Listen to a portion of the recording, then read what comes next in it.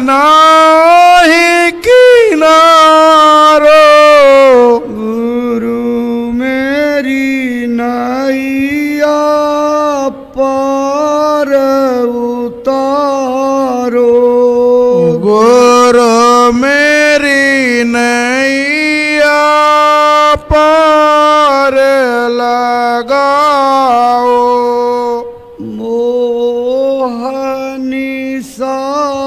में सोवत निस दिन।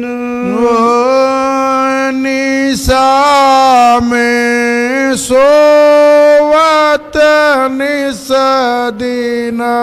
घट भीतर आधियारो। घट भीतर अंधियारो। गुरु मेरी नैया पार उतारो। गुरु मेरी नैया पार उतारो। काम क्रोध की लहर कठिन है। काम क्रोध की लहर कठिन है। पटकी पटकी के मारो। पटकी पटकी के मारो। गुरु मेरी नैया पार उतारो। गुरु मेरी नैया पार उतारो।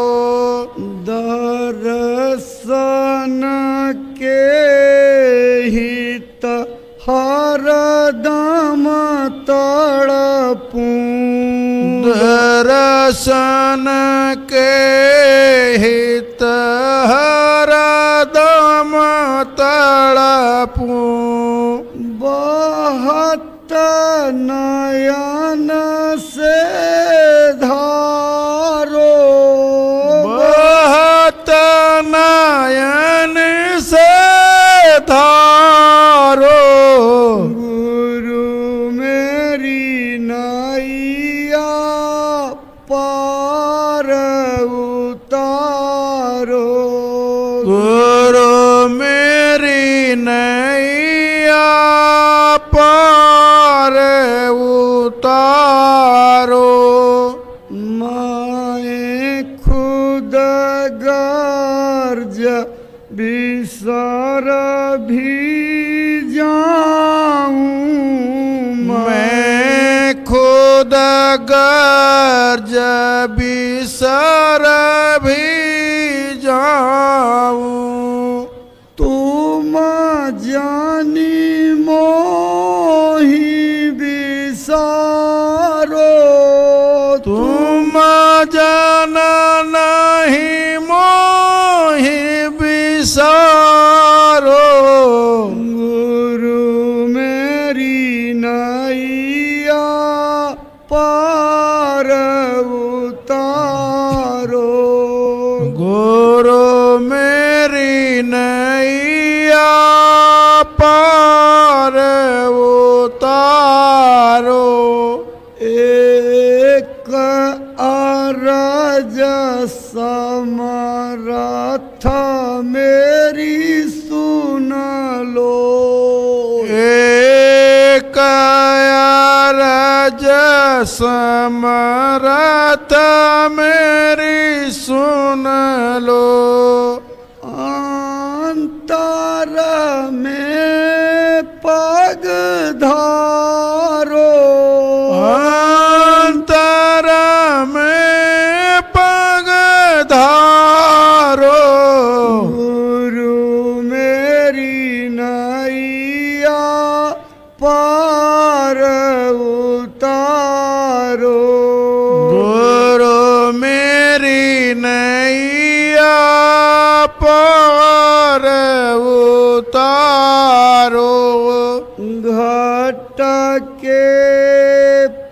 पट को खोल प्रभु जी। घट के पट को खोली प्रभु जी। कर दीजो उजियारो। कर दीजो उजियारो। गुरु मेरी नैया पार उतारो। गुरु मेरी नैया पार उतारो। स्वामी मेरी नैया पार उतारो। स्वामी मेरी नैया पार उतारो। जय गुरुदेव।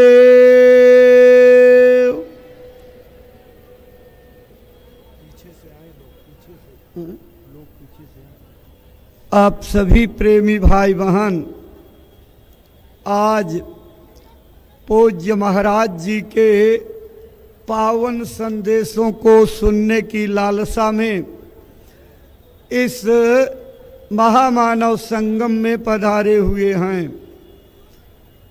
जो भाई अभी तक सत्संग मैदान में नहीं पहुंचे हैं, पीछे की तरफ अभी कभी काफ़ी जगह है। जो लोग पीछे के सेक्टरों से आ रहे हैं, वहीं पीछे वाले मैदान में बिछावन बिछा हुआ है, उसी पर आप बैठते जाइए।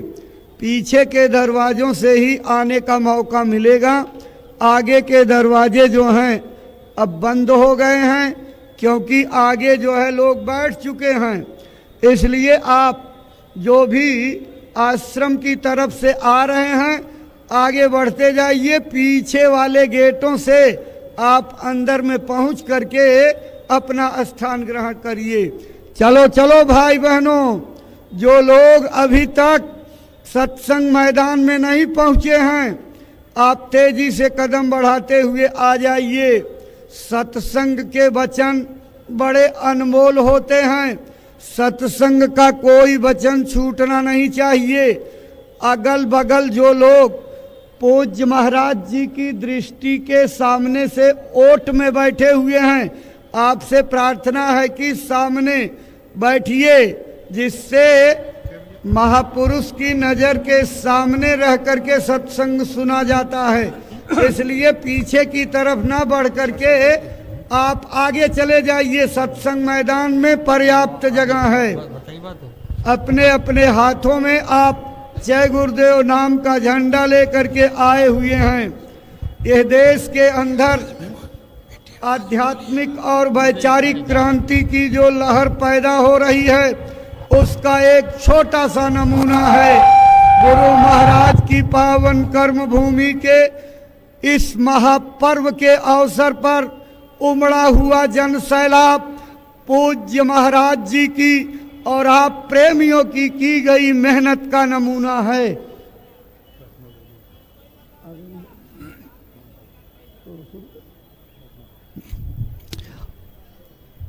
देखो भाई बहनों, आज पूज्यपाद दादा गुरुजी महाराज के 77वें पावन वार्षिक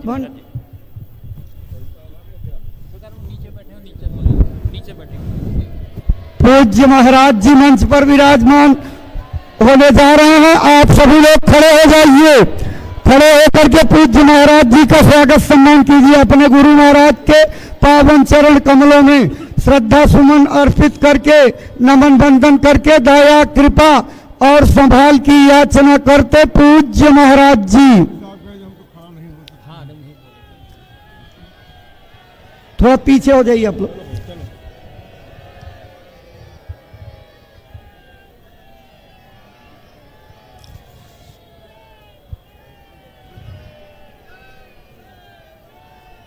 जय गुरुदेव, जय गुरुदेव। जय गुरुदेव। अब आप सबको बैठने का संकेत हो गया है, आप अपने स्थान पर बैठ जाइए।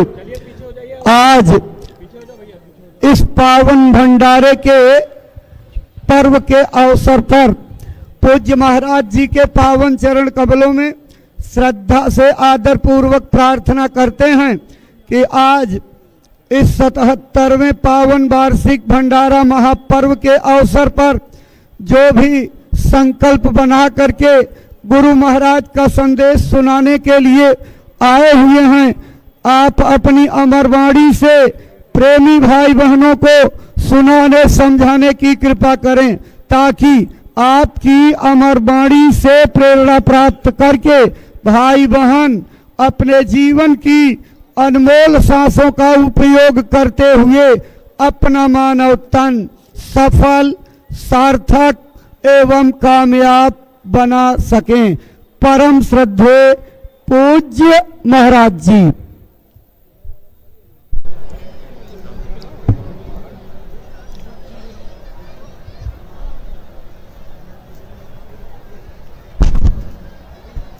आप सभी लोग प्रेम के साथ में मालिक के पावन नाम का उच्चारण करेंगे। बोलो जय गुरुदेव, जय गुरुदेव, जय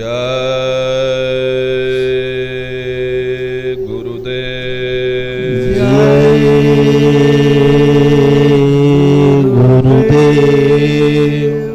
जय गुरुदेव, जय गुरुदेव। सभी प्रेमी भाई बहन मालिक को याद करते हुए एक प्रार्थना कीजिएगा। बोलो जय गुरुदेव, जय गुरुदेव, गुरु का ध्यान कर प्यारे, गुरु का ध्यान कर प्यारे, बिना इसके नहीं छोड़ना, बिना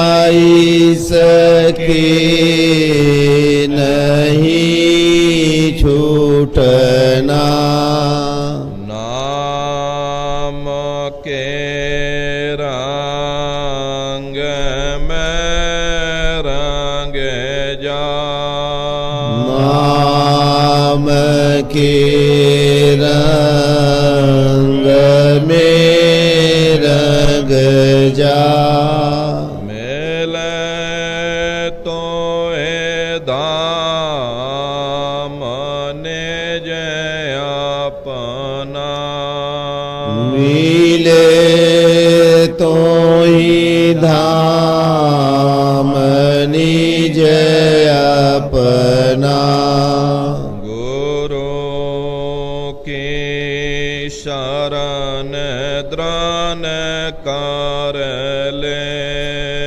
गुरु की शरण दृढ़ कर ले, बिना इसका जनाई शरणा, बिना इसका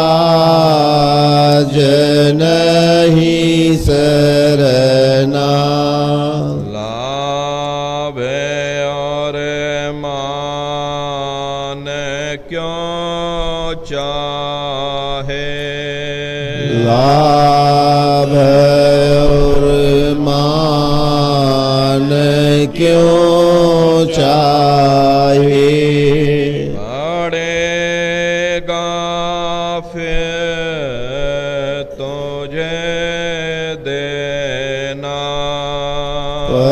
पड़ेगा फिर तुझे देना, कर्म जो जो करेगा तू, कर्म जो जो करेगा तू, वही फिर भोगना भरना, वही फिर भोगना भरना, जगत के जाल से जो त्यों, जगत के जाल से जो त्यों, आटो मरदान गी करना, हटो मरदानगी करना, जिन्होंने मारे मन डाला, जिन्होंने मार मन डाला, उन्हीं को सूर माँ कहना, उन्हीं को सूरमा कहना, बड़ा बैरी मन घट में, बड़ा बैरी है मन घट में, इसी का जीतना कठिना, इसी का जीतना कठिना, पढ़ो तुम ईसाई के पीछे, पढ़ो तुम सही के पीछे, और सब ही जातानता चढ़ा दे सूरत को गगना, और सब काम जाग झूठा, और सब काम जग झूठा, त्याग दे सही को गहना, त्याग दे सही को गहना, गुरु से प्रीत कर पाले, गुरु से प्रीत कर पहले, बाहर घाट शब्द को सुनना, बहुरी घट शब्द को सुनना, गुरु का ध्यान कर और प्यारे। गुरु का ध्यान कर प्यारे। नाहि सके नाहि छोटना। बिना इसके नहीं छूटना।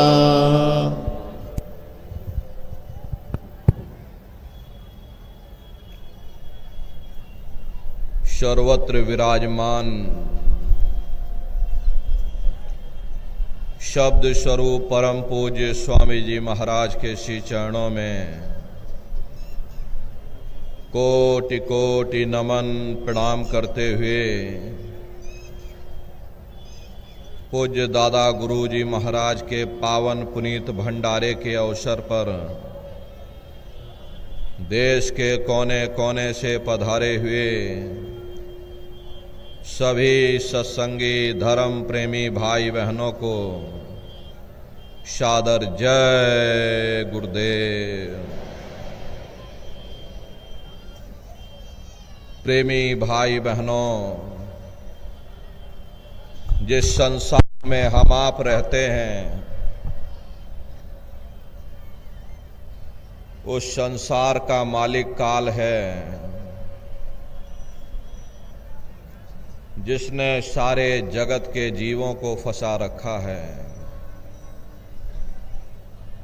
दुनिया यही समझती है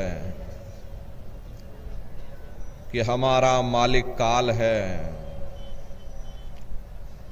दयाल की किसी को खबर नहीं। जो दुनिया को खाता है दुनिया उसी की पूजा करती है। हालांकि संतों महात्माओं ने काल और दयाल के भेद को प्रकट किया है, लेकिन बहुत से जीव ऐसे भी हैं जिन्हें काल दयाल के भेद का कोई अता पता तक नहीं मालूम। महात्मा प्रेम से जीवों को समझाते हैं, जो साधन थे पिछले युग के सो कलयुग में किए प्रमाण। जो पुराने समय की साधना थी, यानी सतयुग त्रेता द्वापर के समय की साधना, वे अब कलयुग में मुनासिब नहीं हो सकती, क्योंकि समय बदलता रहता है तो कानून भी बदलते रहते हैं। यहाँ तो युग के युग बीत चुके। अगर हम ये सोच लें कि हम अन्य युगों की साधना इस कलयुग में कर लेंगे तो यह कभी संभव नहीं हो सकता। सतयुग में मनुष्य की उम्र 1,00,000 वर्ष की हुआ करती थी। 10-10 हजार हाथियों का बल एक एक मनुष्य में हुआ करता था। त्रेता में घट करके 10वां हिस्सा, 10,000 साल से घट करके 10वां हिस्सा, यानी 1000 वर्ष की उम्र हो गई। और फिर द्वापर में घट करके 10वां हिस्सा, और फिर कलयुग में घट करके 10वां हिस्सा। आज के समय में प्रेमी भाई बहनों, आदमी की उम्र 100 साल की रह गई। कहाँ सतयुग में 1,00,000 वर्ष की उम्र हुआ करती थी, कहाँ 10वां हिस्सा घट करके त्रेता में 10,000 साल की आयु हो गई।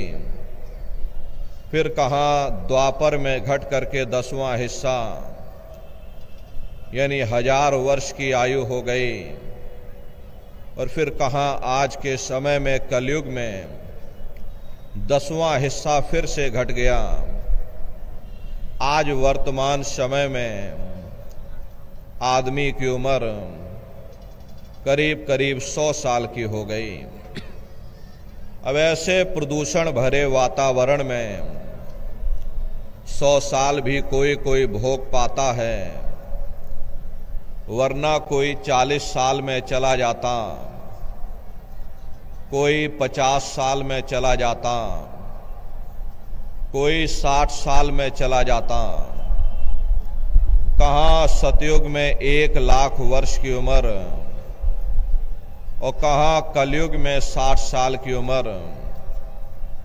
60 साल में भी 20 साल खेलने और खाने में गुजर जाते हैं, बाकी बचे 40 साल इसमें शादी ब्याह भी करना है, बाल बच्चे भी करने हैं, उनकी परवरिश के लिए नौकरी पेशा भी करना है। फिर मनुष्य के पास समय कहाँ है? न समय है न सामर्थ्य है। इसीलिए प्रेमी भाई बहनों, हम अन्य युगों की साधना इस कलयुग में नहीं कर सकते। महात्मा प्रेम से जीवों को समझाते हैं कि भाई मूर्ख प्राणी मन शैलानी, सो अटके जल और पाषाण, बुद्धिमान अभिमानी सो नर, विद्या नार के हुए गुलाम। इस संसार में 3 तरह के मनुष्य होते हैं। एक अज्ञानी होता है, दूसरा बुद्धिमान होता है, तीसरे बीच के जीव होते हैं जो ना ज्यादा ज्ञानी होते हैं और ना ही ज्यादा बुद्धिमान होते। जो अज्ञानी लोग होते हैं वे क्या करते हैं? रुपया पैसा कमाया, चल दिए तीर्थों की यात्रा पर, कभी गंगा में डुबकी लगाई, कभी जमुना में डुबकी लगाई। मन में यह सोच लिया कि हमने अपने सारे मैले पाप कर्म उतार दिए।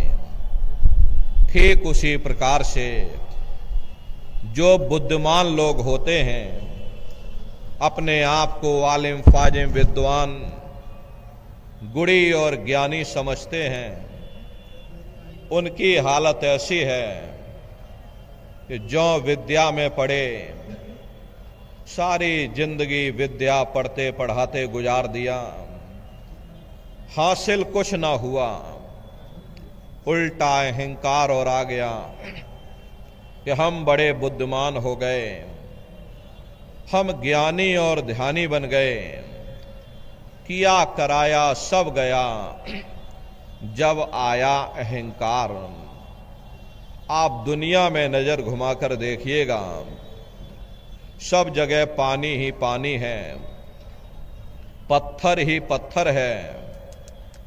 न किसी को सच्चा महात्मा मिला, न किसी को सच्चा सत्संग मिला। अगर कोई कथा भी करता है, उससे जा करके परमार्थ की बात पूछिए, उसे कुछ भी ज्ञान नहीं। विद्या पढ़ करके लेक्चरार बन गए, कोई कौम का ठेकेदार बन गया, कोई मजहब का ठेकेदार बन गया। अपनी अपनी कौम, अपना अपना मजहब, अपना अपना झंडा बुलंद करने के लिए न जाने कितने बेगुनाहों का कत्ल कर दिया, कितनी औरतें विधवा हो गईं, कितने बच्चे अनाथ हो गए।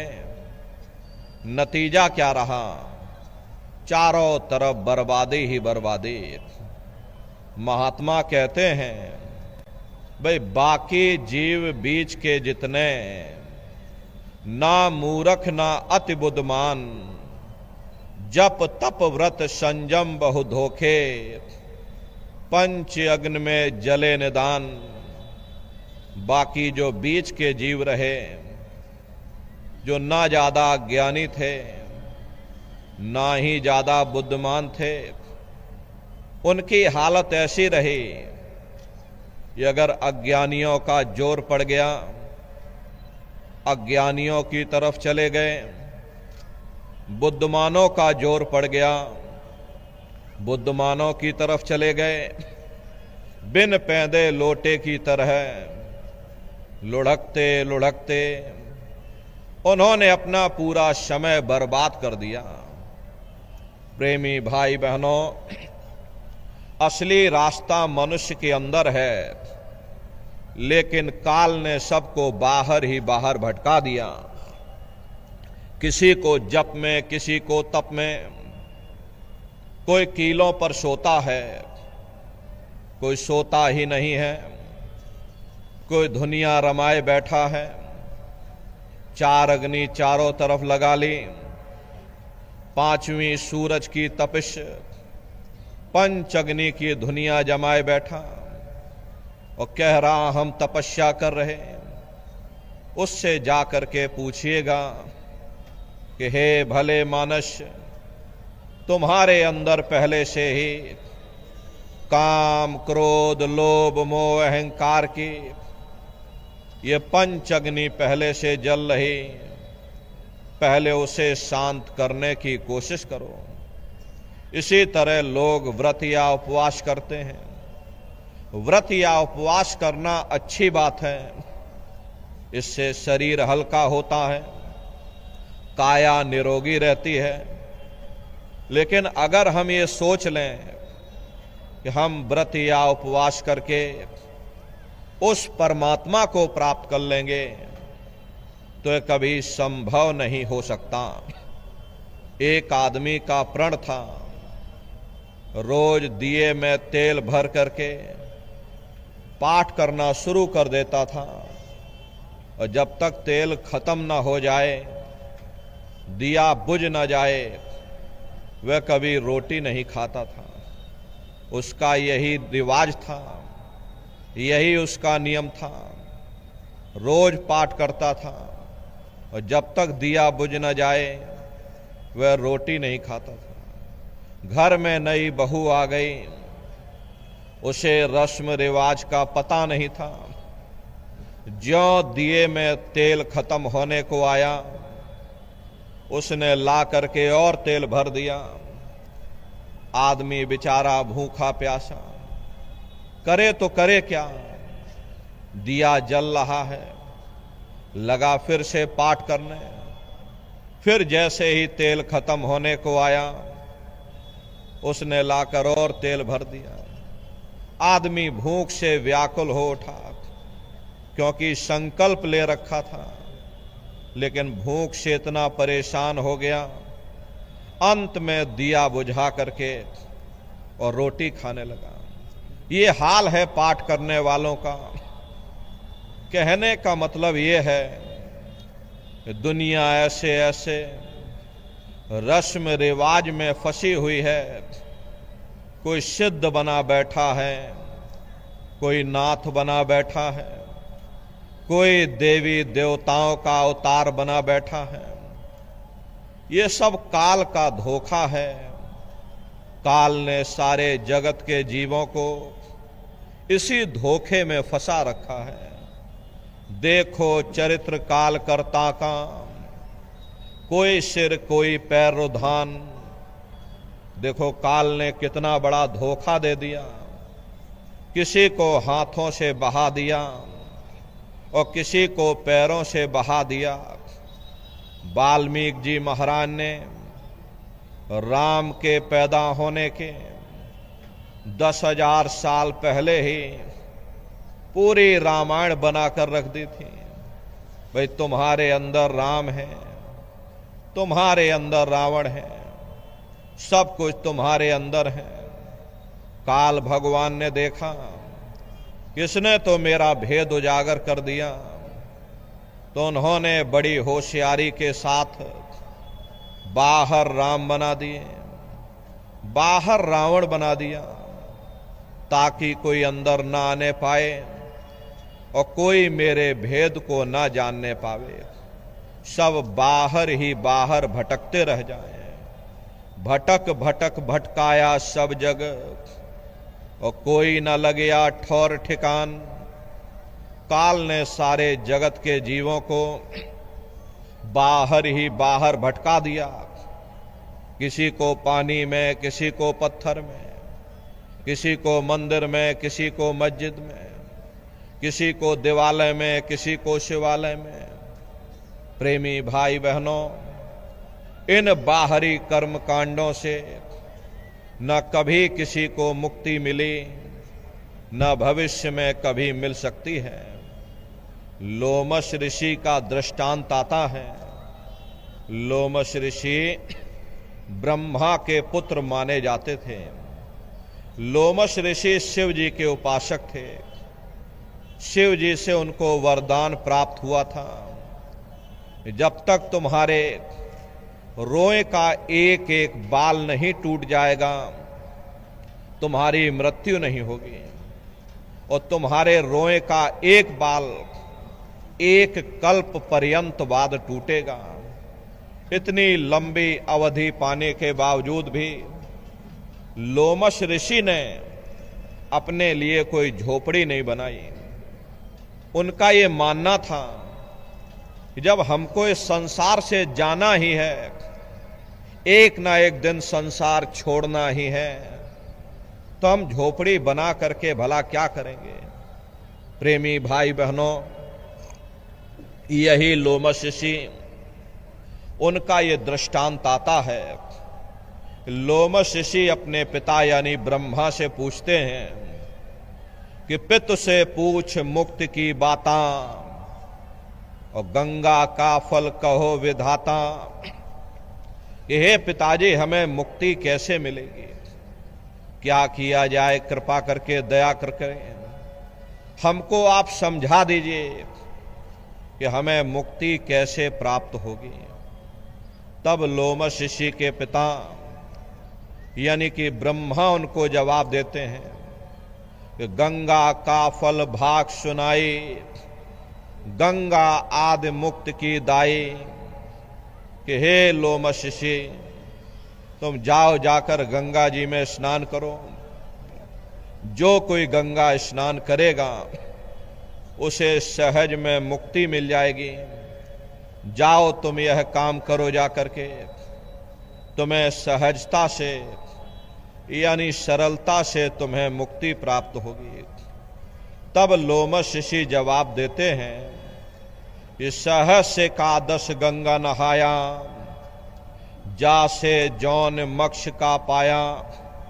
कि हे पिताजी, मैंने सहस्त्रों वर्षों तक यानी हजारों हजार वर्षों तक गंगा जी में स्नान किया, बड़ी श्रद्धा और आस्था के साथ में गंगा जी में डुबकी लगाई, लेकिन मुझे फल क्या मिला। जब मेरी मृत्यु हो गई तो मुझे मोक्ष की योनि में डाल दिया। मोक्ष कहते हैं मछली को। अनेक जीव मार मोए खाया, ऐसे बहुत बहुत दुख पाया। जब मुझे मछली की योनि मिल गई, अनेकों अनेक जल के जीवों ने मुझे मार मार करके खाया। मुझे कितनी तकलीफ हुई, इसका मैं वर्णन नहीं कर सकता। और हे पिताजी, एक नहीं, जय जय तीर्थ शवय नहाए, जल जीव जौन माहि भरमाए। जितने भी तीर्थ थे, सभी जगह जाकर मैंने स्नान किया। जल में आशा बांधी, जल में मुझको वास मिल गया। जहां आशा तह वासा, मैंने जल में आशा बांधी, मुझे जल में वास मिल गया, लेकिन मुझे मुक्ति नहीं मिली। इसलिए हे पिताजी, ऐसी जुक्ति मुक्ति बतलाओ, भव जल पार उतर के जाओ। ऐसी जुक्ति, ऐसी मुक्ति का रास्ता हमको बतला दो, जिससे हमारी ये जीवात्मा सदा सर्वदा के लिए इस भवसागर रूपी समुद्र से पार हो जाए, हम हमेशा के लिए जन्म मरण के बंधनों से आजाद हो जावें। हे पिताजी, दया कृपा करके मुझे कोई ऐसा उपाय बतला दो। तब लोमश ऋषि के पिता यानी कि ब्रह्मा उनको जवाब देते हैं कि पूजो पत्ती प्रीत लगाई और पीपर में जल नाओ जाए। कि हे लोमश ऋषि, तुम प्रीत लगा करके स्वामी नाम की पत्ती की पूजा करो और पीपर पर जल चढ़ाओ। एक दिया पत्ती पे लावे, सो तो कोटि यज्ञ फल पावे। कि हे लोमश ऋषि, जो एक दिया स्वामी नाम की पत्ती के नीचे रखता है, उसे कोटान कोटि यज्ञों का फल प्राप्त होता है। जाओ तुम यह काम करो, तुम्हें सहजता से यानी सरलता से तुम्हें मुक्ति मिल जाएगी। तब लोमश ऋषि जवाब देते हैं कि सहस्त्र 3 पत्ती को पूजा, वृक्ष योनि पाइये ही पूजा। कि हे पिताजी, मैंने सहस्त्र 3 यानी 3000 वर्षों तक स्वामी नाम की पत्ती की पूजा की, बड़ी श्रद्धा और आस्था के साथ में पीपर पर जल चढ़ाया, पीपर पर परिक्रमा लगाई, लेकिन मुझे फल क्या मिला? मैंने वृक्ष की योनि में आशा बांधी तो मुझे वृक्ष की योनि में डाल दिया गया और मैं हजारों हजार वर्षों तक वृक्ष की योनि में पड़ा रहा, एक जगह पर खड़ा रहा। इसलिए हे पिताजी, दया कृपा करके मुझे कोई ऐसा उपाय बतला दो जिससे मुझे मुक्ति मिल जाए, फिर कभी जन्म मरण के बंधनों में ना आना पड़े। तब लोमश ऋषि के पिता यानी कि ब्रह्मा उनको जवाब देते हैं कि हे लोमश ऋषि, एकादशी करो तुम जाई, याते मुक्ति सहज में पाई। जाओ तुम एकादशी का व्रत रखो, इससे तुम्हें सहजता से यानी सरलता से तुम्हें मुक्ति मिल जाएगी। तब लोमश ऋषि जवाब देते हैं कि हे पिताजी, सहस वर्ष एकादश की नहा, अंत जन्म माखी को लीन्हा। मैंने सहस्त्रों वर्षों तक यानी हजारों हजार वर्षों तक एकादशी का व्रत किया, लेकिन मुझे फल क्या मिला? जब मेरी मृत्यु हो गई तो मुझे मक्खी की योनि में डाल दिया गया। और पुनि व्रत कीनी बहु तेरा, ताका सुन वर्तंत निवेरा। कि हे पिताजी, मैंने और भी बहुत सारे व्रत किए, लेकिन मुझे मिला कुछ नहीं। प्रथम व्रत एतवार को कीन्हा, याते जन्म चील को लीन्हा। मंगल बहुविध व्रत रहाई, याते जन्म सुअर को पाई। और पुनि व्रत तीज को कीन्हा, कुकर जन्म ताही से लीन्हा। और परदोष नेम से कीन्हा, खर को जन्म ताही से लीन्हा। प्रेमी भाई बहनों, अंत में लोमश ऋषि जवाब देते हैं कि अर पुनि व्रत कर झार बनाई, पर मुक्ति हमने नहीं पाई। बड़े साफ शब्दों में उन्होंने अपने पिता यानी ब्रह्मा को जवाब दे दिया। मैंने और भी बहुत सारे व्रत किए, लेकिन मुझे मुक्ति नहीं मिली। मैं खाली का खाली रह गया, मेरा जन्म बर्बाद हो गया, मेरा समय बर्बाद हो गया, ये श्वासों की पूंजी बर्बाद हो गई।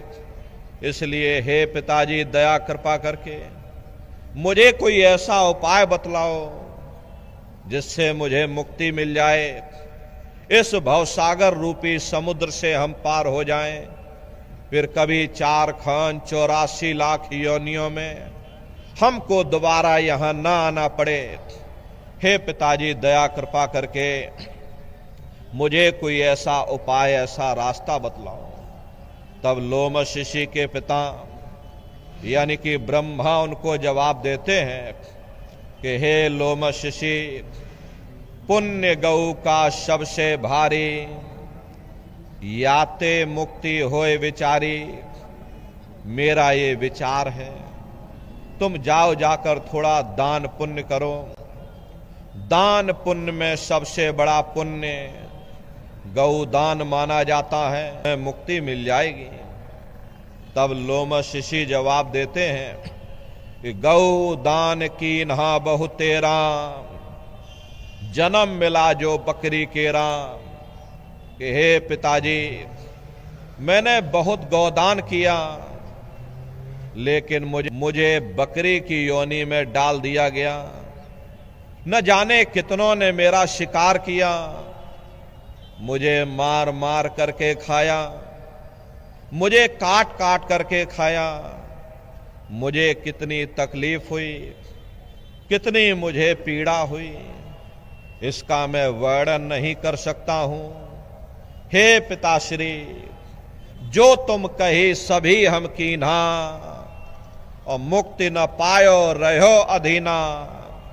जो भी आपने विधि बताई, मैंने विधि विधान के साथ में उसे पूर्ण किया। इतना तीर्थ व्रत कर्म कांड इस संसार में कोई मनुष्य नहीं कर सकता है जितना कि मैंने किया, लेकिन मुझे मुक्ति नहीं मिली। मैं खाली का खाली रह गया, मेरा जन्म बर्बाद हो गया, मेरा समय बर्बाद हो गया, ये श्वासों की पूंजी बर्बाद हो गई। इसलिए हे पिताजी दया कृपा करके, मैंने बहुत भटक लिया, बहुत तकलीफ सह ली है। इसलिए हे पिताश्री, दया कृपा करके मुझे कोई आखिरी विकल्प ऐसा बता दो जिससे मुझे मुक्ति मिल जाए, ये जीवात्मा परमात्मा में विलीन हो जावे, फिर इस संसार में हमको ना आना पड़े, हम हमेशा के लिए जन्म मरण के बंधनों से आजाद हो जावें। हे पिताजी दया कृपा करके मुझे कोई ऐसा उपाय, ऐसा रास्ता बतला दो। तब अंत में लोमश ऋषि के पिता यानी कि ब्रह्मा उनको जवाब देते हैं कि होए लोमश ऋषि, मेरा ये विचार है, तुम संतों की शरण में चले जाओ, वहीं से तुमको मुक्ति मिलेगी। लोमश ऋषि मैं कहूं विचारा, संत शरण से होए उबारा। मेरा ये आखिरी विचार है, अगर तुम मुक्ति पाना चाहते हो तो संतों की शरण में चले जाओ, वहीं से तुमको मुक्ति प्राप्त होगी। बताओ प्रेमी भाई बहनों, ब्रह्मा जी को अपने पुत्र की जरा सी चिंता नहीं। हजारों हजार वर्षों तक अपने ही पुत्र को भटका करके रखा। तब अंत में उन्होंने उपाय बताया कि अगर तुम मुक्ति पाना चाहते हो तो तुम संतों की शरण में चले जाओ, संत शरण से होए उबारा, वहीं से तुमको मुक्ति मिलेगी। प्रेमी भाई बहनों, जब उस अनामी महाप्रभु ने जीवों की हालत देखी, जीव अंधकार के दलदल में फंसता चला जा रहा है, चारों तरफ आडंबर ही आडंबर है, पाखंड ही पाखंड है, तब स्वयं अनामी महाप्रभु ने संतों महात्माओं को इस धरती पर भेजा और संत महात्मा फकीर यहां पर आकर के हम जीवों को समझाने की कोशिश करते हैं कि भाई हम आए वही देश से जहां तुम्हारो धाम, तुम सबको घर पहुंचावना एक हमारो काम। कि हम उसी देश से आए हैं जिस देश के तुम रहने वाले हो, परंतु तुम अपने सच्चे देश को छोड़ करके इस झूठे काल और माया के देश में फंस गए। यह देश तुम्हारा देश नहीं, तुम्हारा देश सचखंड है। ये कौम तुम्हारी कौम नहीं, तुम्हारी कौम सतनाम है। और ये जीवात्मा उस सतनाम रूपी समुद्र की बूंद है। इस बूंद को समुद्र से मिलाओ, यानी जीवात्मा को उस परमात्मा से मिलाओ। वो परमात्मा है, वो आपको मिलेगा। इसके लिए न तुम्हें घर बार छोड़ने की जरूरत है, न बाल बच्चों को छोड़ने की जरूरत है, न समाज छोड़ने की जरूरत है, न जात और बिरादरी बदलने की जरूरत है। ये जात पात के रगड़ों झगड़ों ने ही मनुष्य के ऊपर ऐसा पर्दा डाल दिया, वरना महात्माओं का उपदेश इतना सरल है कि 5 वर्ष के बच्चे से लेकर के और 100 वर्ष का बूढ़ा भी कर सकता है। क्या स्त्री और क्या पुरुष, क्या आदमी और क्या औरत, क्या ऊंच और क्या नीच, क्या अमीर और क्या गरीब, वो नाम सबके लिए साझा है। वो हर मनुष्य के अंदर दिन रात धुनकारे दे रहा। वो साधु संतों के अंदर भी गूंजता है, तो वह चोरों ठगों के अंदर भी गूंजता है। वो ब्राह्मणों के अंदर भी गूंजता है, तो वह शूद्रों के अंदर भी गूंजता है। यहाँ किसी कौम का सवाल नहीं, यहाँ किसी मजहब का सवाल नहीं, यहाँ किसी जात और बिरादरी का सवाल नहीं। ये जितने हमारे मजहब हैं, चाहे हिंदू धर्म हो, चाहे मुसलमान धर्म हो, चाहे सिख धर्म हो, या चाहे ईसाई धर्म हो, जितने भी हमारे मजहब हैं, इनके जितने रीत रिवाज हैं, जितना रहन सहन का तरीका है, जितनी भी शरीयतें हैं, हमें जरूर अलग अलग नजर आती हैं, लेकिन उसके अंदर जो रूहानियत छिपी है, वो रूहानियत असलियत है। वो हर मजहब की तह के अंदर एक ही चीज होती है। संत महात्मा फकीर केवल उस रूहानियत को समझाने के लिए आते हैं। आप तमाम जिंदगी उस रूहानियत का प्रचार करते हैं। रूहानियत और शरीयत का आपस में वैसा ही रिश्ता होता है जैसा कि जेवरों का जेवरों के डिब्बों के साथ होता है। कीमत जेवरों की होती है, डिब्बों की नहीं। तलवार को काम आनी होती है, म्यान को नहीं। ठीक उसी प्रकार से हमें जो कुछ भी प्राप्त होगा उस रूहानियत से प्राप्त होगा। जब हम रूहानियत से दूर हो जाते हैं, तब आहिस्ता आहिस्ता हम शरीयत के कैदी बन जाते हैं, शरीयत के गुलाम बन जाते हैं। वह शरीयत धर्म के ठेकेदारों के हाथों में चली जाती है। वे हमें बाहर मुखी कर देते हैं, कर्म कांडों में फंसा देते हैं।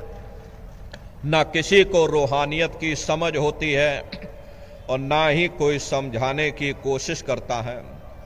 ये लोग हमें इतना बाहर मुखी कर देते हैं, इतना कर्म कांडों में उलझा देते हैं ताकि उनका भी रोजगार चलता रहे। जिस चीज को हासिल करके हमें सुख प्राप्त करना है, उस ओर हमारा ध्यान ही नहीं जाता। अरे सुख तो परमात्मा की भक्ति में और परमात्मा के प्यार में मिलेगा। इसीलिए महात्मा कहते हैं, भाई सूरत सुन बात रे, तेरा धनी बसे आकाश। ऐ जीवात्माओं, तुम्हारा मालिक वो परमात्मा है, वो परमेश्वर है, वो सचखंड में बैठा हुआ। तुम यहाँ माया के जाल में फंसे हुए, जब तक तुम अपने घर जाकर के अपने मालिक से मिलाप नहीं कर लेते हो, तुम सुख किस तरह हासिल कर सकते हो, तुम शांति किस तरह प्राप्त कर सकते। प्रेमी भाई बहनों, इस नाशवान जगत में न कभी किसी को सुख मिला, न भविष्य में कभी मिल सकता। ये जो कोई थोड़े बहुत सुख नजर आते हैं, ये क्षणिक हैं। क्षणिक चीजों का सुख और आराम केवल क्षणिक ही होता है। जितना इसके आने में हमें खुशी महसूस होती है, उतना इसके जाने में भी हमें दुख भी महसूस होता है। आप स्वयं विचार करके देखिए, जब किसी की शादी होती है, मन में बड़ी भारी खुशी होती है, ये मन फूला नहीं समाता है। लेकिन